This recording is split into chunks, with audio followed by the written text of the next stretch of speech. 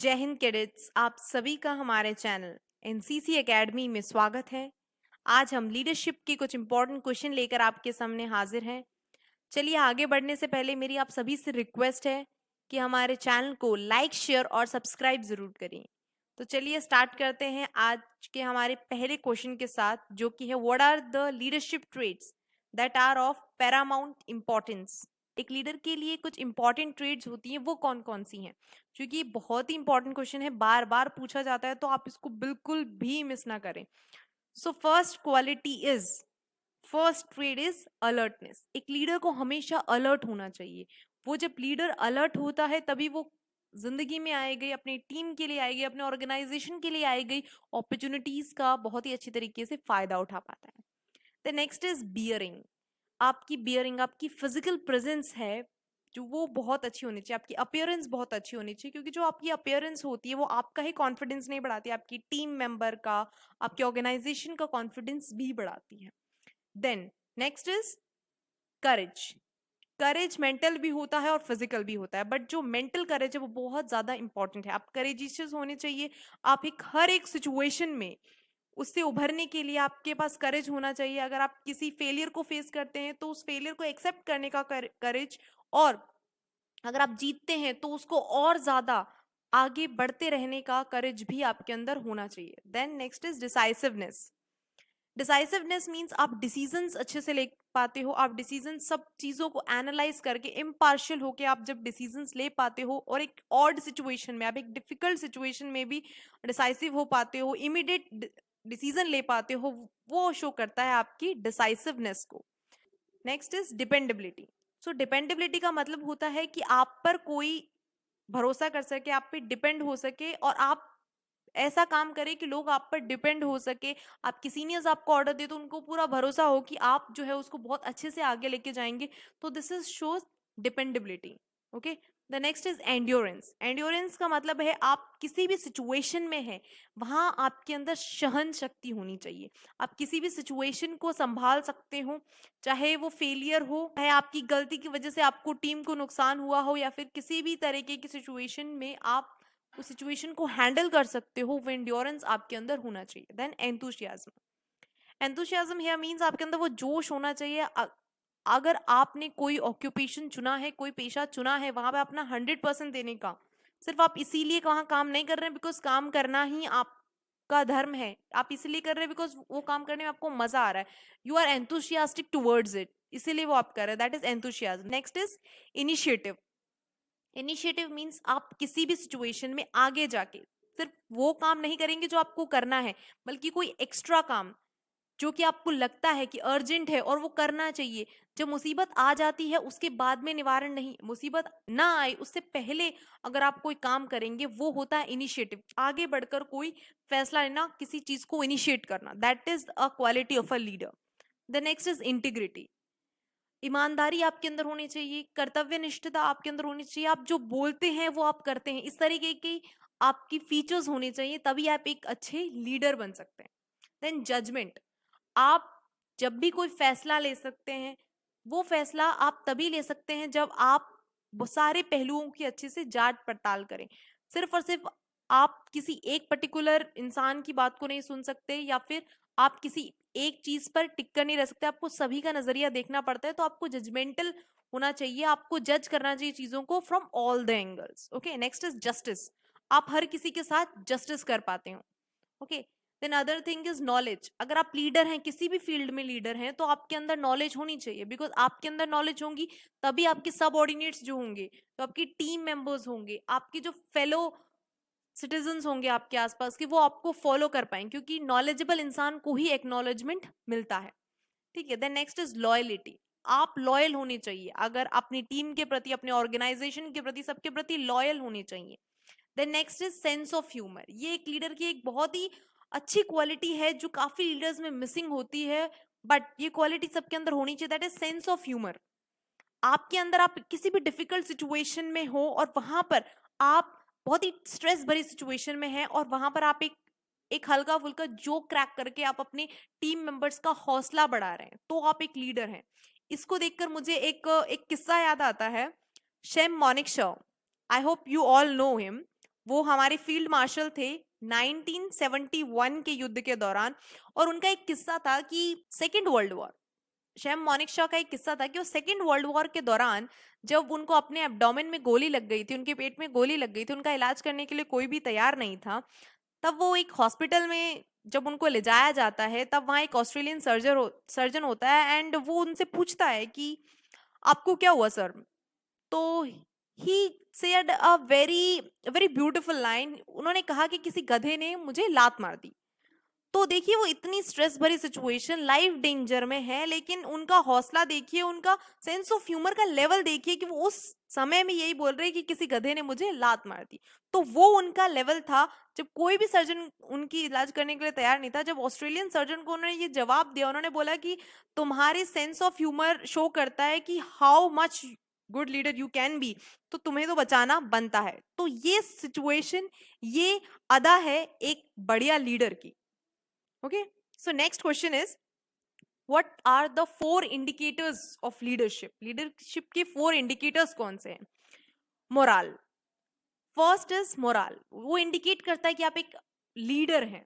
First is morale is positive thinking, आप एक positive state वाले इंसान होने चाहिए। एक कैसी भी सिचुएशन जहां पे कोई चांस नहीं है जीतने का, बट स्टिल आप पॉजिटिव हैं, अपने पॉजिटिव स्टेट ऑफ माइंड के साथ काम कर रहे हैं, that is morale, that is team. Then next is team spirit, आप इंडिविजुअल को कंसिडर नहीं करते हो, आप अपनी कामयाबी को टीम की कामयाबी मानते हो, और अपनी हार को सिर्फ अपनी हार नहीं, पूरी टीम की हार मानते हो, मतलब सेलिब्रेशन भी साथ में और दुख भी साथ में, वो टीम स्पिरिट आपके अंदर होनी चाहिए।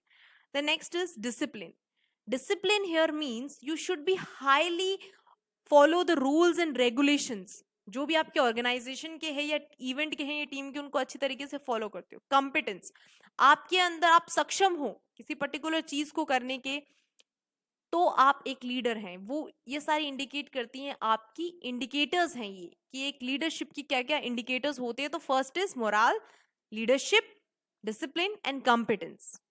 Then we are going to talk about what is motivation and its factor. Motivation क्या है? सो मोटिवेशन एक कमिटमेंट है एक इंसान की खुद से, जो उसको एकॉम्प्लिश करने में मदद करती है, किसी पर्टिकुलर टास्क को कंप्लीट करने में मदद करती है in all situation without thinking about the cost. बिना किसी कॉस्ट को सोचे, उसको बिना ये सोचे कि मुझे कितनी मेहनत करनी पड़ेगी, वो सिर्फ और सिर्फ अपना टास्क देखता है कि उसको ये टास्क कंप्लीट करना है। वो इतना कमिटेड है अंदर से कि उसको वो टास्क कंप्लीट करना है, किसी भी सिचुएशन पर, किसी भी कीमत पर। ये जो होता है कमिटमेंट, इसको बोलते हैं मोटिवेशन। और थ्री फैक्टर्स आपकी हेल्प करते हैं मोटिवेट करने में किसी भी पर्सन को। तो आप किसी भी पर्सन को मोटिवेट करेंगे तो सबसे पहला जो फैक्टर आता है दैट इज मटेरियल फैक्टर। आप उसको सुख सुविधाएं दे सकते हैं। मान लीजिए कोई फुटबॉल टीम है, उसको जिस जिस चीजों की जरूरत है एक फुटबॉल मैच को जीतने के लिए, अगर आप उनको वो सारी चीजें दे देते हैं, इक्विपमेंट्स, अच्छा ग्राउंड, ठीक है, किट बहुत अच्छी, अगर उनको दे देते हैं तो वो मोटिवेट होंगे और अपने खेल में अच्छा प्रदर्शन करेंगे। Okay, another thing is intellectual factors. Intellectual factors आप तब अचीव कर सकते हैं जब आप अपना कोई एक एग्जाम्पल सेट करें, जब आप किसी का एग्जाम्पल से मोटिवेट हो। मान लीजिए अगर हम कारगिल युद्ध की बात करें तो विक्रम बत्रा, कैप्टन विक्रम बत्रा से उनके सहयोगी कितना मोटिवेट हुए होंगे, उनके उस लीडरशिप की गाइडेंस में वो काम करके क्या उन्होंने मोटिवेशन नहीं फील किया होगा? तो किसी और के और अपने एग्जाम्पल से लोगों को मोटिवेट करना, that is intellectual factor. Then another thing is spiritual factor. Spiritual factors में रिलीजन का बहुत ही योगदान है। आपका रिलीजन आपको किसी चीज को प्रमोट करने में मदद करता है, आपके अंदर मॉरल वैल्यूज जगाता है, दैट इज स्पिरिचुअल फैक्टर। जिसमें अगर हम बात करें, इसका एक बहुत बड़ा एग्जाम्पल है गीता, जो कृष्ण ने अर्जुन से कही थी। उस समय वो कृष्ण जो है वो अर्जुन को मोटिवेट कर रहे थे वॉर के लिए, लड़ाई के लिए। और ये जो वो लड़ाई थी वो उनकी हेल्प करी, उनको पूरे महाभारत के युद्ध में जो भी कृष्ण ने कहा उन्होंने उस चीज को एज अ मोटिवेशन लिया, और इस मोटिवेशन ने हेल्प करी उस युद्ध को उन्हें जीतने में। तो वहां पर कोई मटेरियल फैक्टर नहीं था, वहां पे कोई इंटरेक्चुअल फैक्टर नहीं था, वहां पे जो फैक्टर था वो एक स्पिरिचुअल फैक्टर था। Okay, the next is, so next question is what are character traits? Character traits क्या हैं? आपके कैरेक्टर के क्या-क्या लक्षण होते हैं? तो सबसे पहले हम बात करेंगे कि कैरेक्टर ट्रेट्स होते क्या हैं? वो सारे एस्पेक्ट एक पर्सन के बिहेवियर के, उसके एटीट्यूड के, जो उसकी पर्सनैलिटी को बनाते हैं। आपका एटीट्यूड, आपका बिहेवियर जो आपकी पर्सनैलिटी का निर्माण करता है, वो होता है कैरेक्टर ट्रेट्स। और कैरेक्टर कोई भी इनबॉर्न नहीं होता, ये समय के साथ-साथ डेवलप होता है। समय के साथ-साथ आप अपने एक्सपीरियंस से, अपनी फैमिली से, अपने स्कूल के टीचर्स से, अलग-अलग लोगों से जो सीखते हैं, आपकी घटनाओं से, अपनी लाइफ में हुई घटनाओं से जब कुछ सीखते हैं, तो वो सब कुछ मिलके आपका कैरेक्टर बनाता है। सो वो कौन-कौन से इंपॉर्टेंट ट्रेट्स हैं, अच्छे चरित्र के लक्षण हैं? तो सबसे पहला आता है speak truth. Always speak truth, क्योंकि आप झूठ बोलेंगे उसको छुपाने के लिए एक और झूठ बोलना पड़ेगा, इससे अच्छा है कि आप सच ही बोलें। बी ऑनेस्ट, अपने काम के प्रति, अपने इरादों के प्रति हमेशा ऑनेस्ट रहें। कीप योर वर्ड्स, आपकी कही गई जो बातें हैं उसको आप फॉलो भी करते हो, सिर्फ कहे नहीं। अच्छी बातें कहने के लिए नहीं होती, आप उसको फॉलो भी करें। अपने वर्ड्स, अगर आपने किसी को जबान दी है तो वो जबान रखे भी, इसको बोलते हैं keep your words.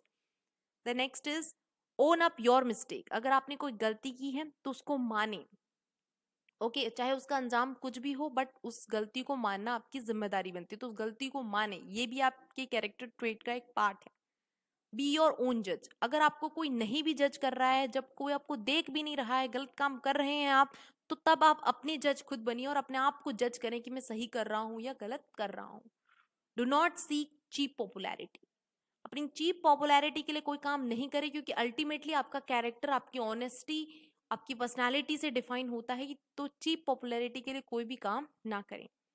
Resist temptation, लालच के लिए, टेम्पररी आपको कोई चीज मिल जाएगी उसके लिए कभी प्रयास नहीं करें, हमेशा लॉन्ग टर्म चीजों के लिए प्रयास करें। एक छोटे से फायदा जो आज होने वाला है उसके उसके लिए कोई बहुत बड़ी गलती ना कर दे, तो अपने लालच को रेजिस्ट कीजिए, उसको रोकिए। ओके सेट एन एग्जाम्पल, अपने लाइफ में एक एग्जाम्पल सेट करें। ठीक है, अपने आप को एक एग्जाम्पल बनाए लोगों के सामने, अपने कार्यों से, अपने व्यवहार से। देन सेंस ऑफ रिस्पॉन्सिबिलिटी, अपने ऊपर हमेशा एक रिस्पॉन्सिबिलिटी होने का, एक रिस्पॉन्सिबल सिटीजन होने का, एक रिस्पॉन्सिबल पर्सन होने का भार अपने ऊपर जरूर रखें कि मैंने अगर ये काम किया है तो मैं इसके प्रति रिस्पॉन्सिबल हूँ। द नेक्स्ट इज डिसिप्लिन, आप एनसीसी कैडेट, आप सभी को पता है कि डिसिप्लिन कितना इंपॉर्टेंट है। रूल्स, रेगुलेशन, इंस्ट्रक्शंस, ये जब आप फॉलो करते हैं तब आप एक अच्छे इंसान तो साथ बनते हैं, आपका कैरेक्टर भी बिल्डअप होता है। ओके तो ये थे कुछ इंपॉर्टेंट क्वेश्चन लीडरशिप के। I hope you like this video. Be healthy, be safe, keep smiling because your smiles matters the most.